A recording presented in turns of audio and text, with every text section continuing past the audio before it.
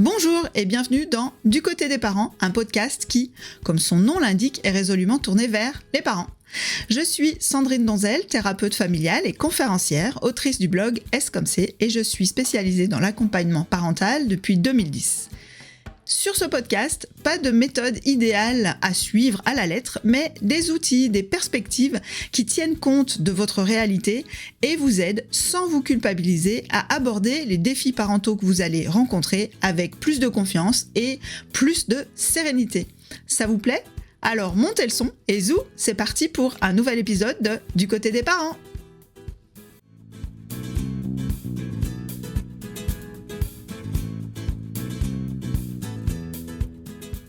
Après avoir échangé sur la colère avec Cécile, abordé les grandes généralités de la colère et consacré l'épisode précédent à la colère des enfants, voici enfin venu le temps de l'île aux enfants. Non, pardon. Voilà, j'enregistre un vendredi après-midi et visiblement mon cerveau est déjà en week-end, d'où cette référence un peu hasardeuse. Donc voici enfin venu le temps de l'épisode sur la colère des parents que vous attendez sans doute impatiemment et qui est d'ailleurs un sujet très fréquemment abordé dans mon cabinet, qui est un sujet de consultation vraiment très très très important. Donc beaucoup de parents, et vous en faites peut-être partie, trouvent qu'ils s'énervent trop, voudraient s'énerver moins, voudraient être parfois plus patients. Donc je vais juste faire quelques rappels si vous n'avez pas encore écouté les épisodes précédents. Aparté, si vous ne les avez pas encore écoutés, ça peut être intéressant de les écouter avant celui-ci, mais vous faites comme vous voulez, je vais quand même faire des rappels. Donc, la colère en tant qu'émotion est un signal pour nous indiquer qu'on a des besoins non satisfaits, des limites dépassées, des valeurs non respectées. C'est une émotion qui est tout à fait légitime, comme toutes les émotions, et qui peut conduire à des débordements émotionnels. Et ce sont les débordements émotionnels qui posent problème. Et en général, on déborde émotionnellement quand on accumule des échecs. Et ces échecs, ils viennent de soit on essaye d'agir et ça ne donne pas les résultats escomptés, soit on n'essaye pas d'agir alors qu'il le faudrait. C'est donc à ces deux grandes familles que je vais consacrer mon épisode, parce que en effet, c'est ce que j'observe chez les parents. Le premier cas, qui est peut-être le plus fréquent, mais non, pas forcément. Donc le premier cas, c'est quand on ne respecte pas suffisamment sa colère au départ. Le parent ne fait pas ce qu'il faut pour faire respecter ses limites. J'avais déjà abordé ce sujet dans un vieil article qui date d'il y a plusieurs années, qui s'intitulait « Comment vouloir être bienveillante m'a presque rendue maltraitante ». Le lien est dans la description de l'épisode ou de la vidéo. Ce mécanisme est assez classique. Le parent ne dit parfois rien du tout. Il estime que ses besoins, ses limites ne sont pas légitimes, que ceux de l'enfant passent avant les siens, et il prend sur lui. C'est particulièrement vrai et c'est particulièrement justifié dans la toute petite enfance, parce que en effet, l'enfant peut beaucoup moins attendre, peut beaucoup moins différer la satisfaction de ses propres besoins. Mais quand ça se prolonge un petit peu trop, il y a une partie du parent qui, quand même, trouve la situation inacceptable et qui va essayer de faire respecter certains besoins. Et c'est logique, c'est normal. Cette partie de nous qui veut nous inciter à faire respecter nos besoins, elle est là pour nous protéger. Son objectif, c'est généralement de nous éviter, de nous épuiser, de nous préserver un peu. Et en fait, quand cette partie commence à s'exprimer un petit peu plus fort, c'est pour dire, quand même, t'as des besoins, tu dois les faire respecter. Mais une autre partie du parent va dire non, quand même, les besoins de l'enfant sont plus importants, c'est à moi de prendre sur moi. Et ce qui se passe, c'est que la partie qui veut faire respecter les besoins, elle va se taire pendant un moment, mais elle va revenir à la charge. Et plus on la comprime, moins on l'écoute, plus elle risque d'exploser d'une manière inacceptable. Quelque part pour dire, bah non, ça suffit, arrête de te laisser marcher sur les pieds. Et ce qui se passe ensuite, c'est que la culpabilité arrive, la partie du parent qui veut faire passer son enfant en premier va tenter à nouveau de faire taire la partie qui exprime les besoins, mais c'est un peu comme si vous essayez d'enfermer vos besoins dans une malle et comme si cette partie de vous qui exprimait vos besoins, plus vous l'enfermez, plus elle va avoir de la force, plus elle va essayer de sortir violemment de la malle dans laquelle vous essayez de l'enfermer, et elle vous envoie valdinguer, elle envoie tout valdinguer quand elle arrive à soulever le couvercle, parce qu'elle y arrive immanquablement. Puisque c'est une partie protectrice, elle a une puissance de dingue. Et donc, ces explosions, elles vont souvent amener les parents qui sont dans ce cas de figure à se dire je vais être plus patient, plus tolérant, je vais quand même un peu plus prendre sur moi, ce qui évidemment en fait ne fait qu'une chose, c'est préparer l'explosion suivante. Donc ça, c'est un premier cas de figure. Il y a une petite variante qui est la plus fréquente, qui est exprimer ses limites, mais sans aller jusqu'au bout du processus. Dans ce cas-là, souvent, le parent exprime ses limites, mais ne va pas au bout pour les faire respecter. C'est souvent le cas de parents qui comptent beaucoup sur la collaboration, la coopération de leur enfant. Ils espèrent qu'à force de expliquer, répéter avec patience, de donner du sens à leurs demandes, l'enfant va se dire « oui, bien sûr, il faut que je le fasse, c'est sympa pour mon parent » ou « je comprends pourquoi on me demande ça ». Dans l'absolu, c'est une très bonne chose d'expliquer pourquoi on demande à l'enfant de faire ou de ne pas faire certaines choses. Ça permet de sortir d'une relation autoritaire, ça permet à l'enfant d'apprendre, de comprendre le monde qui l'entoure. Mais ces outils de collaboration ou de coopération, ils ont leurs limites. Même si l'enfant, il comprend le sens, ça se peut que quand même, il n'ait pas très envie de les respecter, que ça lui demande un petit peu trop d'efforts. Et donc, cette croyance que les outils de la collaboration, de la coopération vont suffire à aplanir les obstacles, elle est assez trompeuse. C'est le cas, par exemple, de cette maman dont je parlais dans l'épisode avec Cécile, je crois. Cette maman, elle voulait que je lui dise quelles limites poser. Et bon, moi, j'étais un petit peu surprise et je lui demande, mais qu'est-ce que c'est pour vous une bonne limite ? Et elle me dit une limite que mes enfants accepteraient sans discuter.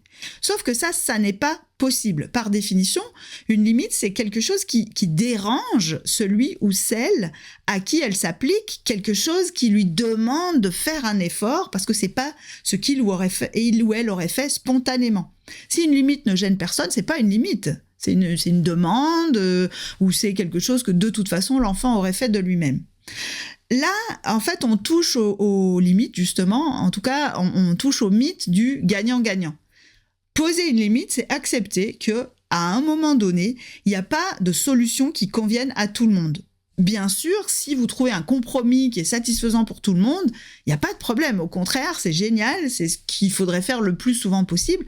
Mais parfois, imposer une limite, ça suppose d'accepter que ça ne va pas plaire et que l'enfant va râler, va pester, mais qu'on va quand même tenir bon. Ici, on touche du doigt une difficulté qui est celle de la responsabilisation. Je vous renvoie ici vers un autre article de mon blog qui s'intitule « Quelle est la différence entre menacer et poser ses limites ?» Vous y trouverez pas mal de ressources pour comprendre ce que je veux dire ici. Je prévois aussi un nouvel épisode vraiment sur le processus de responsabilisation à strictement parler, parce que c'est quelque chose de finalement assez complexe. Et je ne vais pas forcément rentrer dans tous les détails ici, mais c'est quand même important que je vous donne quelques précisions à ce sujet. En fait, il faut bien comprendre ici que le problème réside dans le fait de répéter encore et encore. En fait, chaque répétition vous rapproche de l'explosion de colère. Donc, indépendamment quelque part du comportement de l'enfant, si vous voulez vous énerver moins, vous allez avoir besoin de répéter moins.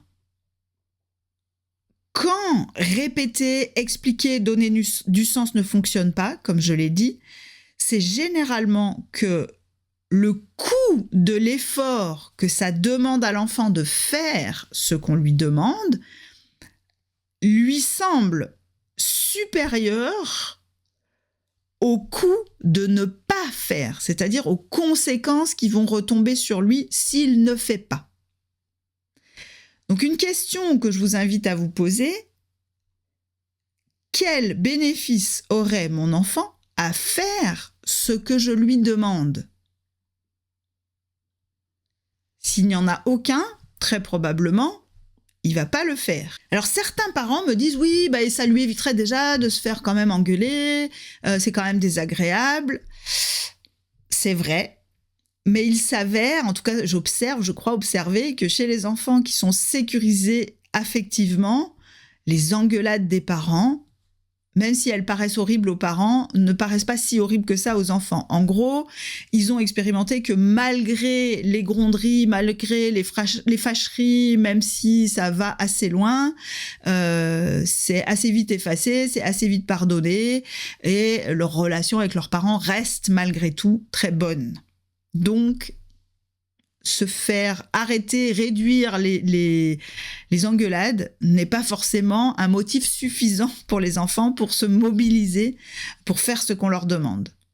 Logiquement, pour être plus efficace, va devoir se poser la question des conséquences de ne pas faire, du coût de ne pas faire pour l'enfant. Alors, quand les conséquences de ne pas faire peuvent reposer directement sur l'enfant. Son travail scolaire, préparer son sac pour l'école, s'habiller, préparer ses affaires pour une activité extrascolaire, du sport ou de la musique ou que sais-je encore. Le plus efficace et le plus reposant pour les parents, c'est généralement d'aller dans le sens de la responsabilisation. Parce que là, en fait, on va vraiment pouvoir laisser le choix à l'enfant de faire ou de ne pas faire. Et c'est lui qui va subir les conséquences directement. Et ce sont ces conséquences directes. Je ne peux pas participer à ma séance de sport parce que j'ai oublié mon matériel. Je me fais un peu gronder par la maîtresse parce que je n'ai pas fait mes devoirs ou que je n'ai pas ma trousse ou mon sac, etc. Et ça a souvent plus de poids que de se faire gronder par ses parents. Voilà, des choses comme ça, quand les conséquences reposent directement sur l'enfant, c'est plus facile de le responsabiliser.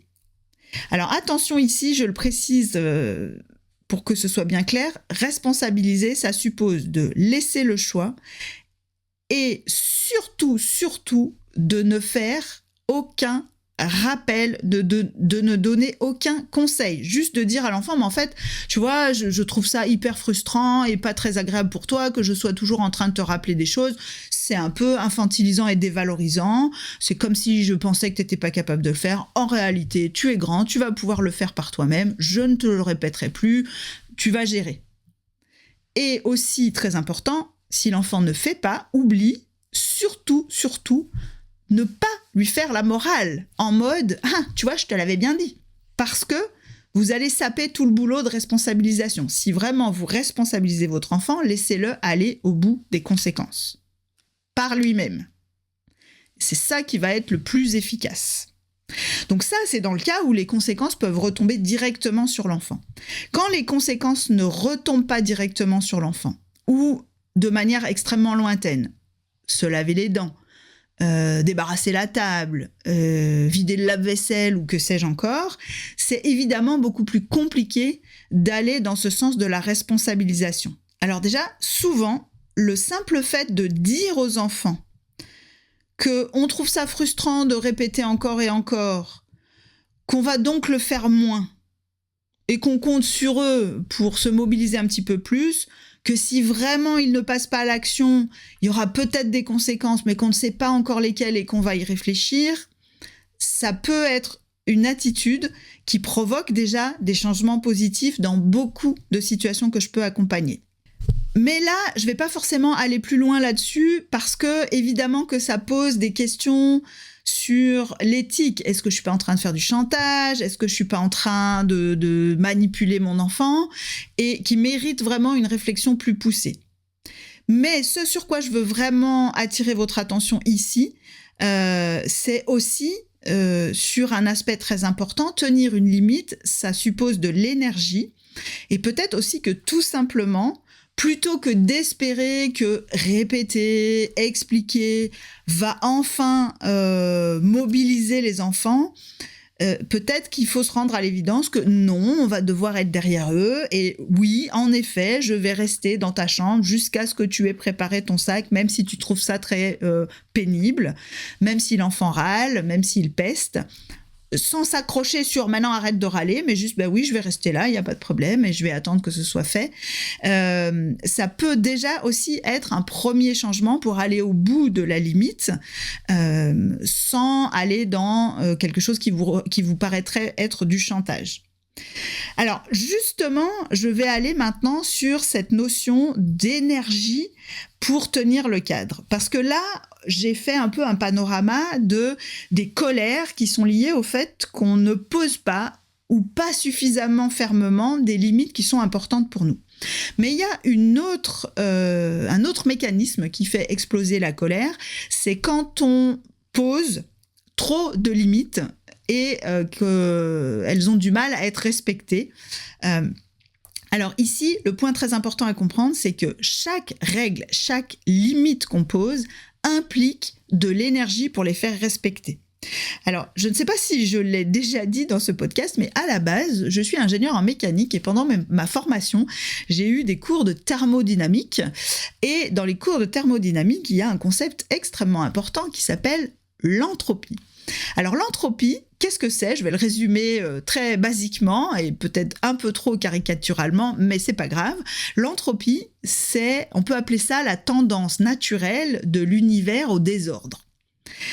Autrement dit, pour que l'univers ou les choses dans l'univers atteignent un état ordonné, il faut mettre de l'énergie dans le système. Et on pourrait dire que les enfants sont des agents anthropiques. Ils ajoutent du désordre dans le système par leur comportement, par leur remise en question, voilà. Et c'est plutôt bien parce que ça fait aussi évoluer le monde. Mais pour les parents, évidemment, les parents, eux, préféreraient que les choses restent dans un état ordonné, pas seulement les objets, mais aussi qu'il y ait certains comportements, certaines règles qui soient respectées. Et donc, quelque part, c'est important d'avoir ça en tête. Chaque règle implique de l'énergie. Alors ici, je parle vraiment à titre personnel. Moi, à titre personnel, je suis plutôt une maman un peu flemmarde. En tout cas, je suis plutôt du genre à poser peu de règles, justement parce que je préfère ne pas m'épuiser. J'ai eu la chance qu'avec mes enfants, ça fonctionne très bien. Qu'ils acquièrent énormément d'autonomie, que les règles, même celles que je n'avais pas posées, ont fini par se respecter toutes seules. J'ai eu de la chance, il aurait, avec moins de chance, entre guillemets, il aurait sans doute fallu que je mette un peu plus d'énergie sur certaines règles pour les faire respecter. Donc là, je m'adresse aux parents qui, au contraire, ont un cadre très marqué, avec beaucoup de règles, et je leur tire mon chapeau, encore une fois, je le dis, et c'est tout à fait légitime, j'ai aucun problème avec ça, mais du coup, c'est important d'avoir conscience que chaque règle, je le redis, nécessite de l'énergie. Et donc, il peut arriver que le parent ait moins d'énergie pour faire tenir toutes ces règles, tout ce cadre qui lui tient à cœur. Ça peut être un manque d'énergie temporaire parce qu'il y a autre chose, un autre sujet qui vient consommer des ressources psychiques. Un changement personnel, professionnel, une maladie, un deuil, peu importe, qui fait que pendant un moment temporaire, on a moins d'énergie. Ça peut être un changement plus permanent. Par exemple, quand les enfants grandissent, l'énergie pour faire tenir le cadre, l'énergie nécessaire pour faire tenir le cadre est souvent supérieure, notamment si le cadre n'a pas évolué avec eux, ne s'est pas agrandi suffisamment pour s'adapter à leurs besoins. Et donc, dans ces moments-là, en fait, le parent va s'énerver parce qu'il tient le cadre, il met l'énergie, mais ça résiste beaucoup en face, donc il faut qu'il mette encore plus d'énergie. Et là, c'est comme si un peu il y avait « j'en peux plus, là, respecter le cadre parce que c'est trop dur à tenir ». Et donc là, à l'inverse, là où dans la première partie, on était face à des parents qui avaient sans doute besoin de mettre plus de cadres, de faire plus respecter leurs besoins, ici, ce sont des parents qui, au contraire, ont peut-être besoin de lâcher sur certains aspects du cadre. Alors ça peut se faire en choisissant ses combats, c'est-à-dire en assumant que sur certains sujets, on va consacrer beaucoup d'énergie et puis qu'on va en laisser tomber d'autres. Ça peut se faire en diminuant globalement son niveau d'exigence sur l'atteinte des objectifs qu'on s'est fixés, sur la tenue du cadre. Ça peut se faire aussi d'une manière assez surprenante en tenant le cadre à temps partiel. 1 jour sur 2, la semaine et pas le week-end, 1 semaine sur 2, voilà, en fonction de l'âge des enfants, de ce qui vous paraît envisageable. Et ça peut donner de super résultats.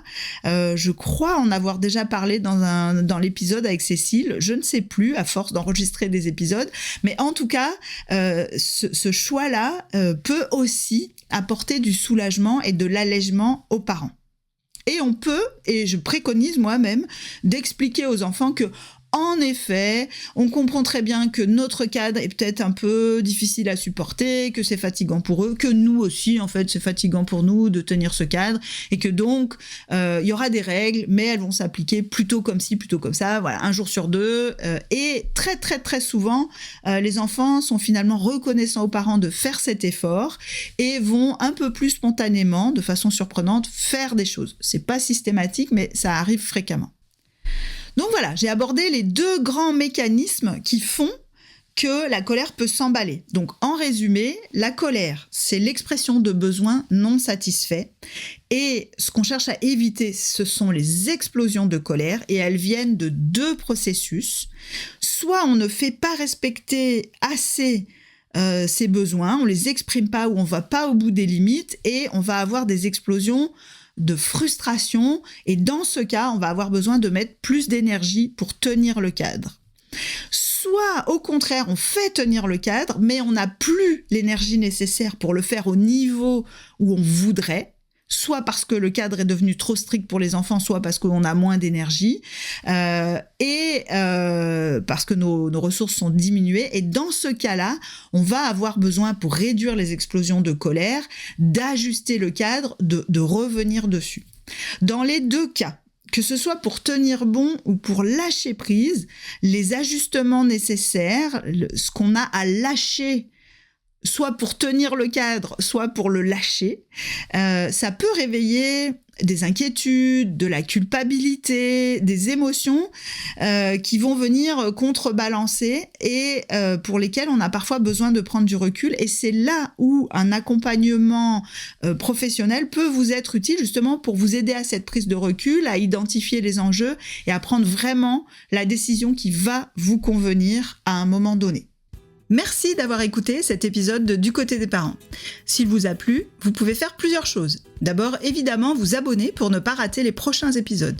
Ensuite, laissez une note et un commentaire sur votre plateforme d'écoute parce que ça contribue à faire connaître le podcast à d'autres personnes à qui il pourrait être utile. Vous pouvez aussi, si vous en avez les moyens, me faire un don, car ces dons me permettent de libérer du temps pour produire plus de contenu gratuit et accessible à tous comme ce podcast ou les articles sur mon blog. Pour faire les dons, vous trouverez un lien dans les notes de l'épisode. Et pour finir, très important, si vous avez des questions ou des sujets que vous aimeriez m'entendre aborder dans ce podcast, n'hésitez pas à m'en faire part et à me contacter via les réseaux sociaux ou par email à l'adresse sandrine@scomc.fr. Sur ce, je vous dis à bientôt pour un nouvel épisode de Du côté des parents.